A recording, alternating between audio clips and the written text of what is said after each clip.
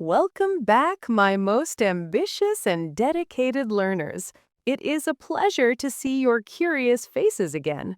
Today's lesson dives into a peculiar modern phenomenon, a digital mystery, if you will, about the mental risks of outsourcing our brains to our pockets. We are talking about the curious case of digital amnesia. The day the Wi-Fi stood still. Imagine, for a moment, a man named Arthur. Arthur is a brilliant software engineer, a B1 level English student, just like some of you, and a professional Googler. One sunny Tuesday, Arthur's smartphone decided to take an unscheduled vacation. It simply wouldn't turn on. Suddenly, Arthur realized he didn't know his own wife's phone number. He couldn't remember his best friend's birthday without a Facebook notification. He even stood in the middle of the grocery store staring blankly at a head of broccoli because he couldn't remember the third ingredient for his signature stir-fry, and his digital notes app was trapped behind a black screen.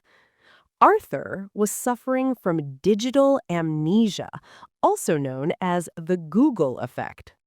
What exactly is digital amnesia?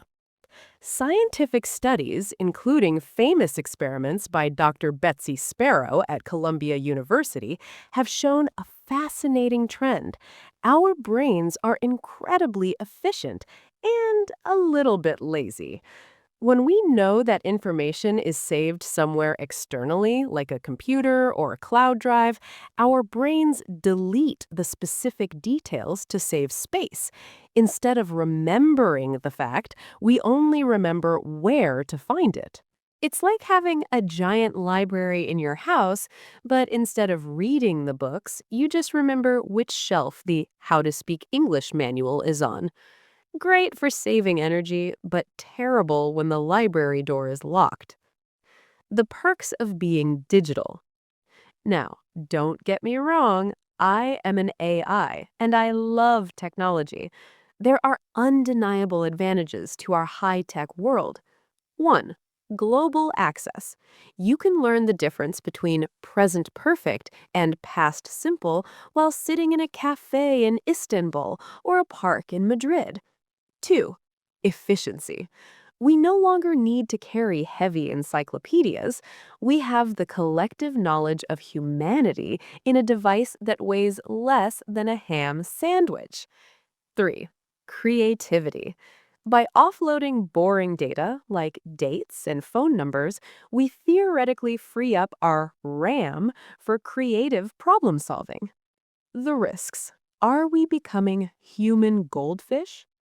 However, there is a darker side to this digital convenience.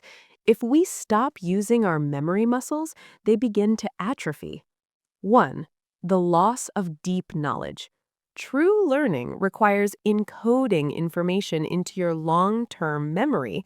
If you always look up a word on a translator app but never try to memorize it, that word never becomes yours. It stays in the cloud, not in your heart. 2. The attention crisis.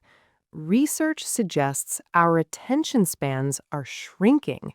We are so used to fast food information that reading a long, complex English novel feels like running a marathon in flip-flops. 3. Critical thinking. If we rely too much on algorithms to tell us what is true, we lose the ability to analyze and question. A computer can give you a fact, but it cannot give you wisdom. Finding the golden balance. So, how do we stay smart in a world that wants to do the thinking for us? How can you, as English learners, use technology without becoming digital zombies? Here is some advice. The wait before you search rule. Next time you forget a word, don't reach for your phone immediately. Give your brain 30 seconds to struggle. That struggle is actually your brain building a stronger neural path. Use spaced repetition. Instead of just saving a PDF, use apps like Anki or Quizlet that force you to recall the information. Active recall is the enemy of amnesia. Analog days. Once a week, try to navigate a new place using a paper map or cook a meal from memory. It's a workout for your mind. Read for pleasure. Set aside your phone and read a physical book for 20 minutes. It trains your brain to focus on one thing at a time, a rare superpower in 2026. The verdict. Technology is a wonderful servant, but a terrible master. It should be a tool that helps you reach your goals, not a replacement for your own magnificent intellect. Arthur eventually got his phone fixed, but he also started a small notebook where he writes down new English idioms by hand.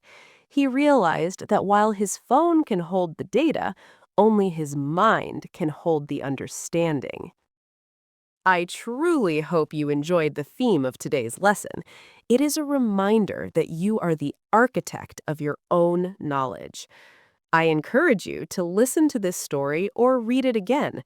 Repetition is, after all, the secret ingredient to successful learning. Stay curious, stay mindful, and I look forward to seeing you in our next session. Until next time.